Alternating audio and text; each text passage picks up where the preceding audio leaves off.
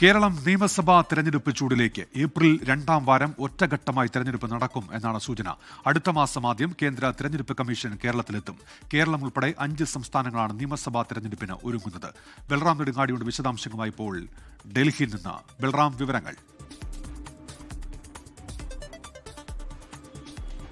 ഉന്മേഷ, കേരളം, തമിഴ്നാട്, പശ്ചിമബംഗാൾ, അസം, പുതുച്ചേരി എന്നീ സംസ്ഥാനങ്ങളിലെ തെരഞ്ഞെടുപ്പുമായി ബന്ധപ്പെട്ടുള്ള സാഹചര്യങ്ങളുടെ പ്രാഥമിക അവലോകനം കേന്ദ്ര തെരഞ്ഞെടുപ്പ് കമ്മീഷൻ പൂർത്തിയാക്കിയിരിക്കുകയാണ്.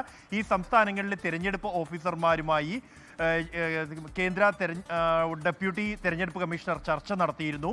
പ്രധാനമായും ഈ സംസ്ഥാനങ്ങളിലെ ക്രമസമാധാന സാഹചര്യമാണ് വിലയിരുത്തിയിരിക്കുന്നത്. ഒപ്പം തന്നെ ഈ സംസ്ഥാനങ്ങളിലെ തെരഞ്ഞെടുപ്പ് നടത്താൻ കഴിയുന്ന തീയതികൾ സംബന്ധിച്ചുള്ള പ്രാഥമികമായ ഒരു ആലോചനയും നടന്നിട്ടുണ്ട്. കേരളത്തിൽ ഏപ്രിൽ 2ാം വാരത്തിൽ തെരഞ്ഞെടുപ്പ് നടത്തുന്നതിനെ കുറിച്ചാണ് തെരഞ്ഞെടുപ്പ് കമ്മീഷൻ ആലോചിച്ചിരിക്കുന്നത്. ഒറ്റഘട്ടമായാകും കേരളത്തിലും തമിഴ്നാട്ടിലും തെരഞ്ഞെടുപ്പ് നടത്തുക.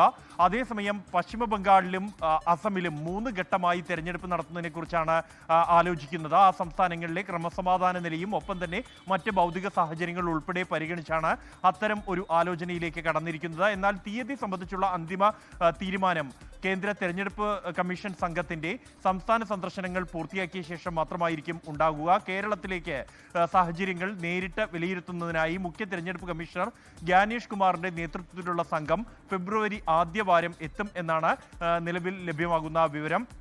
അതിനുശേഷം സംസ്ഥാനത്തുള്ള രാഷ്ട്രീയ പാർട്ടി നേതാക്കൾ ഉൾപ്പെടെയുള്ളവരുടെ അഭിപ്രായം കൂടി പരിഗണിച്ച ശേഷം മാത്രമായിരിക്കും തെരഞ്ഞെടുപ്പ് തീയതി സംബന്ധിച്ചുള്ള ഒരു അന്തിമ തീരുമാനത്തിലേക്ക് എത്തുക.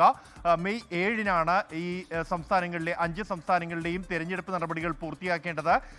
മാർച്ച് അവസാനത്തോടെ തെരഞ്ഞെടുപ്പ് പ്രഖ്യാപിക്കും എന്ന സൂചനയാണ് ലഭിക്കുന്നത്.